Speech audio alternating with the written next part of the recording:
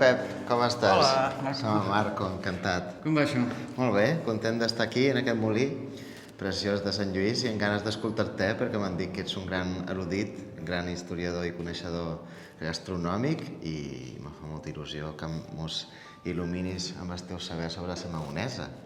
També serà un plaer explicar-te un dels meus temes preferits de la història de la maonesa i que estiguem aquí precisament té molt de sentit, no? Perquè aquí és una mica on el gran propagandista de la salsa maonesa al món, que era el doctor Richelieu, la va conèixer aquí a la vora, no? Quan va venir el 1756, l'abril del 1756, va arribar per Ciutadella i va agafar per sorpresa els anglesos que estaven aquí, i aleshores el que va fer va ser quedar-se a prop del castell de Sant Felip per preparar una mica l'atac allà, no?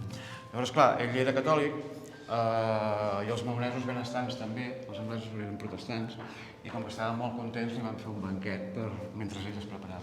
I és amb aquest banquet que està comprovat que ell es va enamorar de la salsa maonesa, i diuen també que també segurament es va enamorar de la Madonna que li va fer la salsa. I bé, la història a partir d'aquí, quan ell se'n va anar cap a França, va agafar els seus cuiners, perquè era un senyor que tenia una mà a cada port i després s'emportava els seus cuiners per anar. I doncs el seu cuiner, quan van anar a França, a la cort francesa, van fer una altra banqueta allà per celebrar que havien conquerit Menorca, i va fer la maonesa amb la Madame Pompadour, i tota la cort francesa es va enamorar d'aquesta salsa. I a partir d'aquí es va fer famosa.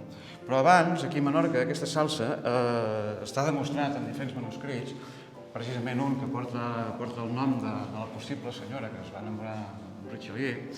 Doncs aquests són els manuscrits menorquins, ja sortia la salsa ben explicada. Sortia tal com avui segurament t'ensenyaré com fer-la, i espero que a partir d'ara la facis així.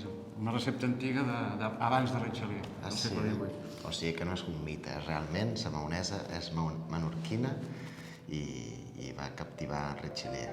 Sí, no és cap mite, de fet, es deia maonesa i el fet que li canviessin el nom en maionesa va ser una cosa d'aquestes coses molt raro, tots els llibres surten, els llibres d'etimologia i les enciclopèdies, que va ser un error d'impremta quan van publicar la primera recepta de pollastre a la maonesa, van posar una Y.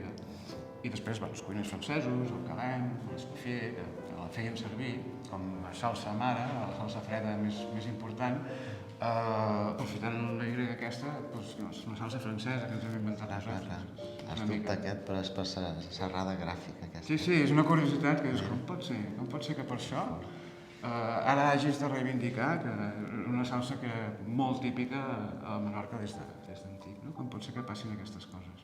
I també el curiós és dir, com és que aquí a Menorca es feia aquesta salsa i als altres llocs no? Als altres llocs, totes aquestes salses que es feien tipus allioli o pesto, això portaven all. I aquí la maonesa en podia portar o no. Llavors, per què va triomfar tant a França amb els nobles aquests francesos? Doncs perquè ells, l'all era una cosa que era poc fina, no? Per ells. En canvi, la maonesa tan suau i tan subtil, sense all, era una cosa que per aquella època, que eren refinats, per això va tenir tant d'èxit. Quina meravella, uau! Genial.